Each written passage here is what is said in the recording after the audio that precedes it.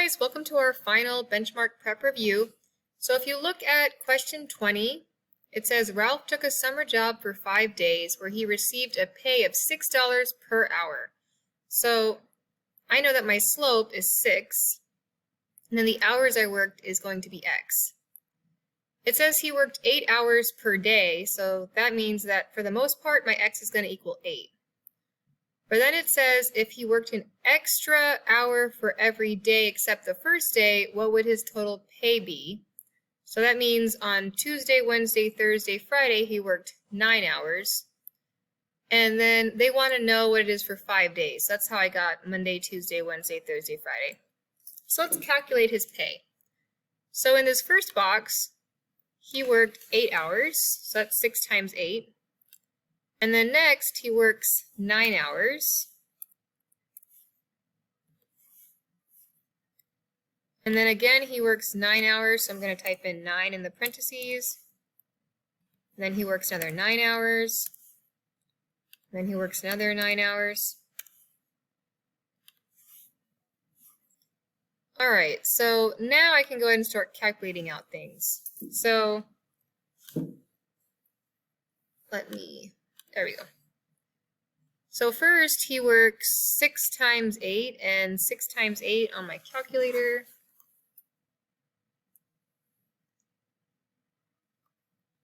$48. So on Monday he makes $48.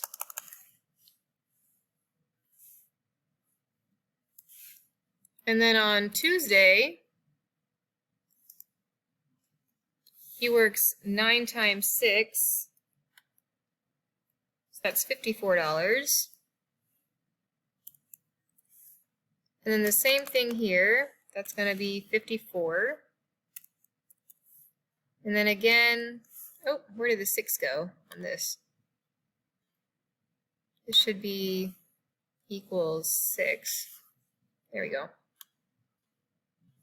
So again, 6 times 9, he makes 54, so y equals 54.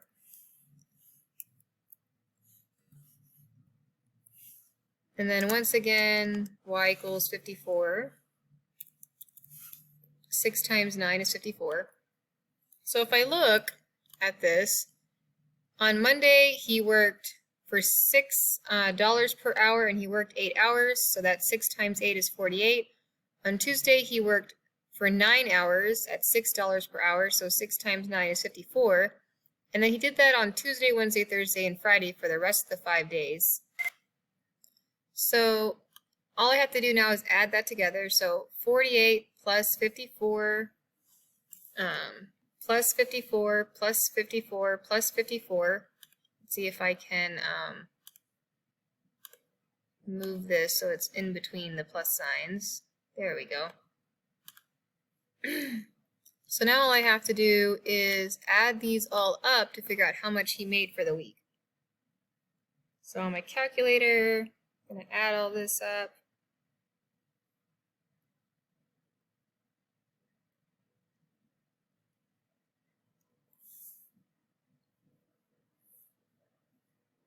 So it looks like he's going to make $264.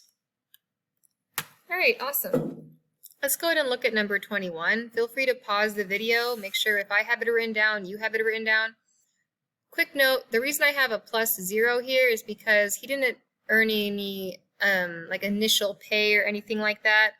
So he starts out at 0, right? And he only makes $6 per hour.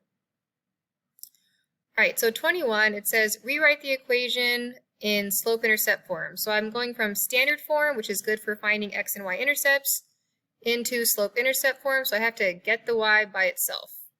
So to get this y by itself, what I want to do is I'm going to subtract 5x on both sides. And then because the negative 5x and the 10 are not like terms, I'll just leave it like this. Finally, to get the y by itself, I just have to divide both sides by 6. And then my 6 over 6 becomes 1. So this is going to cancel out.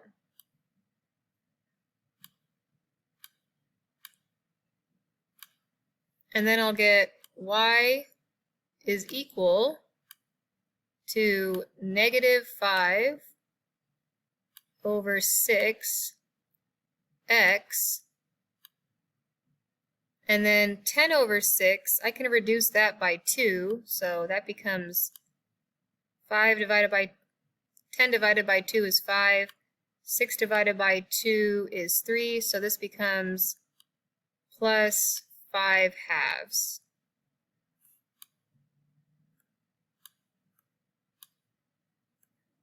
All right. Feel free to write that down in your notes. When they say rewrite it from standard form into slope-intercept form, that means to get the y by itself. Make sure you have that written down. Feel free to pause the video if you need to. All right, for 22, it says transform the given point-slope linear equation into slope-intercept form. So I, again, have to get the y by itself, and you might want to add that down here. Get the y by itself. All right, so to do that, I need to first use the distributive property to get rid of these parentheses. So 1/3 times x becomes 1/3 x. And then 1/3 times 6. That's the same thing as saying, okay, 6 times 1/3 equals 6 over 3. So that equals 2. Okay. And then everything else is going to come down. So I still have the y plus 5 equals, I'm going to actually just put an x here so it's neater. And then I have plus 2.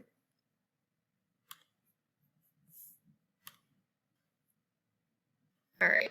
So this is what I'm at now. I have y plus 5 equals 1/3 x plus 2. So the first thing I did, and I'm going to erase this so I have room to write. I just wanted you guys to understand how to do the fraction times the whole number, how to multiply that. The first thing I'm going to do, so step 1, that's not what I want. There we go. Step 1 is going to be to distribute. Put this over here. And now what I want to do, step 2, is I want to try to get the y by itself by subtracting 5 on both sides. So step 2, I'm going to subtract 5 on both sides. So I'll minus 5 here, and I'll minus 5 here. All right, when I do that, this 5 and this 5 are going to cancel. And then 2 minus 5, that's going to be negative 3. I could also check that on the calculator. And then the 1/3 x comes down. And then the y comes down. All right, so I have y is equal to 1/3 x minus 3. And that's my answer. I've gone from point slope form into slope-intercept form, where I have the slope and the y-intercept. All right, number 23, it says, write the equation of the line passing through the point -3, 1 with a slope of -3 in point slope form, and then transform it into slope-intercept form. So if I know that this is my x and this is my y, this is my x and this is my y, like that.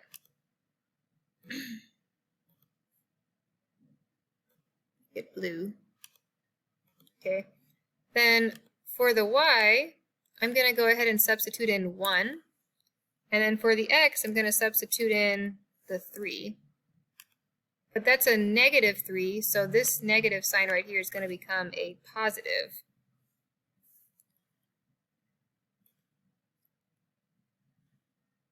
Okay. And then my m, the number that goes in front of the x, they said was -3. Turn this into blue.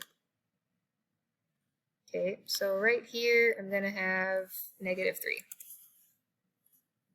All right, so once I've filled in my point, which is 1, -3, and you guys see the signs change, I want to write this down off to the side.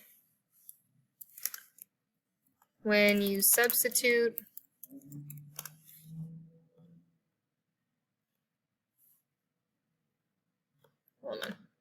substitute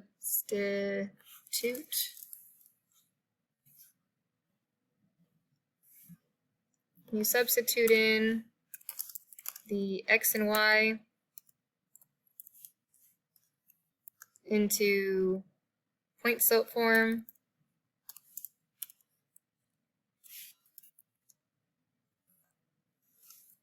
the sign will change. Okay, that's something good to have written down.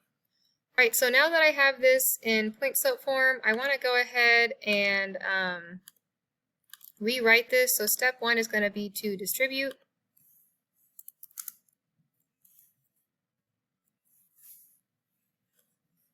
And when I do that, -3 times x is going to be -3x. And then -3 times +3 is going to become -9. And then I still have the y minus 1.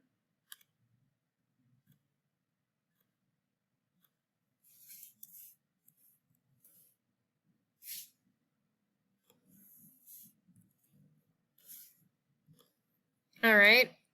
And now I can go ahead and say, okay, well, I'm trying to get the y by itself, but there's a -1 in the way. So to do that, to get rid of this -1, I'm going to go ahead and say, okay, I'm going to do the opposite of subtraction, which is addition. So I want to go ahead and I want to add 1 to both sides.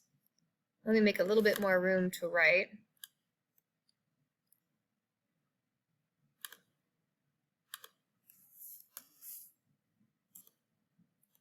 So I'm going to add 1, and then I'm going to add 1 right here.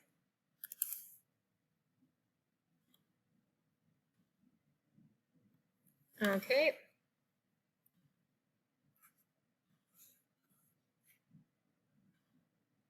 There we go.